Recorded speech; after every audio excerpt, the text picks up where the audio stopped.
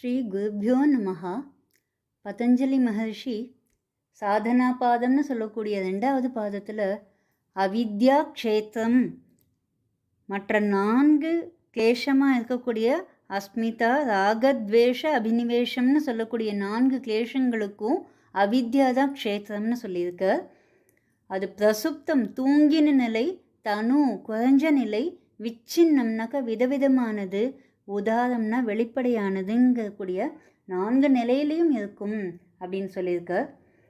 இப்போ அந்த அவித்யானா என்ன அப்படின்னு அதனுடைய உண்மையான நிலை சொல்லும் பொழுது, அனித்தியத்தை நித்தியமாகவும், அசுச்சியை சுச்சியாகவும், துக்கத்தை சுகமாகவும், நான் இல்லாத அனாத்மாவை நான் அப்படின்னு சொல்லக்கூடிய ஆத்மாவும் சொல்லக்கூடியது தான் அவித்யான்னு சொல்கிற. அனித்ய அசுச்சி துக்க அனாத்மசு நித்திய சுச்சி சுக ஆத்மக்யாதிஹி அவித்யா அப்படின்னு இது சொல்லியிருக்க.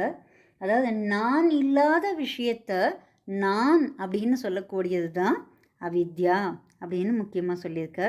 இப்போ அடுத்தது அஸ்மிதா அப்படின்னா என்ன அப்படின்னு கேட்டால், திருக் தர்ஷன சக்தியோகோ ஏகாத்மதா இவ அஸ்மிதா. திருக் அப்படின்னு சொன்னால் ஜீவன், தர்ஷனம்னு சொன்னால் இந்த பிரகிருதி. இந்த ஜீவ சக்தி வேற, பிரகிருதி சக்தி வேற. ஆனால் இந்த ஜீவன் பிரகிருதி இது எல்லாத்தையும் ஒன்றாக்கி இதுதான் நான் அப்படின்னு நம்மளை மாயையினால் நினைக்க வைக்கக்கூடியது தான் அஸ்மிதா. இந்த பிராந்தி தர்ஷனம் அப்படின்னு சொல்கிறோம் இல்லையா, அந்த விபரீய விருத்தி தான் அஸ்மிதா. இப்போ அடுத்தது ராக துவேஷ அபினிவேஷங்கிற கிளேஷத்தில் ராகம்னா என்ன அப்படின்னு சொன்னால் சுகானுஷயி ராகா. இது ரொம்ப மோசமான கிளேஷம் அப்படின்னு சொல்கிற. ராகம் தான் காமத்தினுடைய அடிப்படை.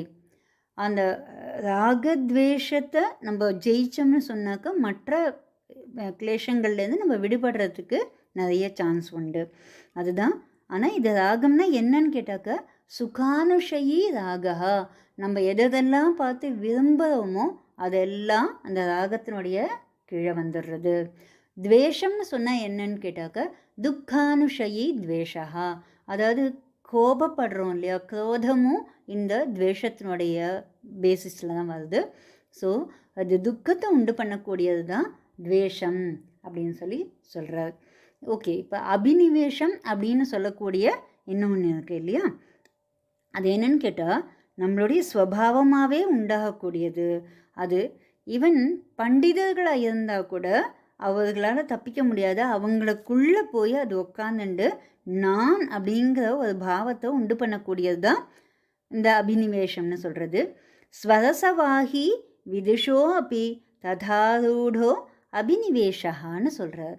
ஸ்வரசவாகி ஸ்வபாவமாகவே இருந்து, விதுஷ சொன்னாக்க பண்டிதர்களாக இருந்தாலும் கூட ததாரூடா அவங்களுக்குள்ளே ஏறி உட்காந்துட்டு அவங்கள நான் அப்படின்னு நினைக்க வைக்கக்கூடிய, அந்த ஆட்டி வைக்கக்கூடிய விஷயம்தான் அபினிவேஷம்னு சொல்கிறார்.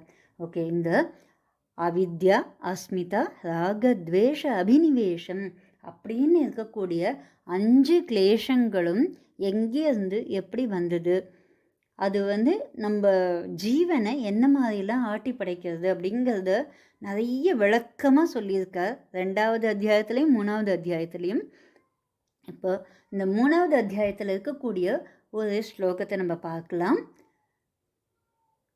39வது ஸ்லோகம்.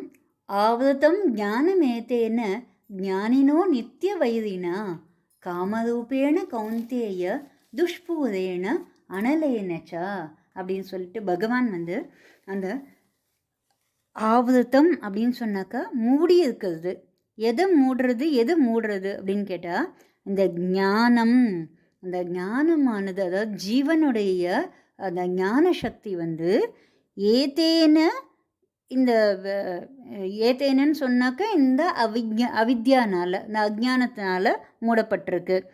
அது அவித்யா யார் எங்கேன்னு வந்தா அப்படின்னு கேட்டால் ஞானினோ நித்திய வைரினா, ஞானிகளுடைய நித்தியமான வைரியாக இருக்கக்கூடிய அந்த ஞானம் அந்த அவித்யா காமரூபேண கௌந்தேய துஷ்பூரேண அனலேனச்ச. எப்படி மூடின்னு இருக்கு அப்படின்னு கேட்டாக்கா, அந்த காம ரூபத்தில் அது மூடின்னு இருக்கு. எப்படி? துஷ்பூரேண, ஒரே மலினமாக, ஒரே ஒரு டஸ்ட்டாக அப்படியா இருக்கக்கூடிய ஒரு இதுவாக அந்த ஜீவனை மூடி இருக்கு. ஜீவன்கிற அந்த ஞானத்தை இந்த அஜ்ஞானமானது அப்படியே மூடி இருக்கிறதுனால, ஆவருத்தம் மூடி இருக்கிறதுனால இந்த ஜீவனுக்கு அந்த ஸ்வப்பிரகாசம்ங்கிறது இல்லாமல் போகிறது. அதனால நம்ம இந்திரியங்களை கண்ட்ரோல் பண்ணி, தஸ்மாத் இந்திரியான் யாதவ் நியமிய பரதர்ஷப அப்படின்னு சொல்லிட்டு இந்திரியன்களை கண்ட்ரோல் பண்ணி நீ இந்த ஜீவனுக்கு விடுதலை கொடுக்கறத நம்ம பார்க்கணும் அப்படின்னு சொல்கிறார். ஸோ ஆவதம் ஞானமேத்தேன ஞானினோ நித்திய வைரினா காமரூபேண கௌந்தேய துஷ்பூரேண அனலேனச்சன்னு சொல்லிட்டு இந்த அவித்யா அஸ்மிதா ராக துவேஷ அபினிவேஷம்ங்கிற அந்த கிளேஷங்கள் அத்தனையும் விரட்டணும்னு சொன்னால் ஞானம் அப்படிங்கிற ஒன்று நம்மளுக்கு தேவை, வித்யா தேவை அப்படிங்கிறது பகவான் நம்மளுக்கு இங்கே இன்சிஸ்ட் பண்ணுறார். இன்னும் அடுத்தடுத்த கிளேஷங்களை பற்றி என்னன்னு நம்ம தொடர்ந்து பார்க்கலாம்.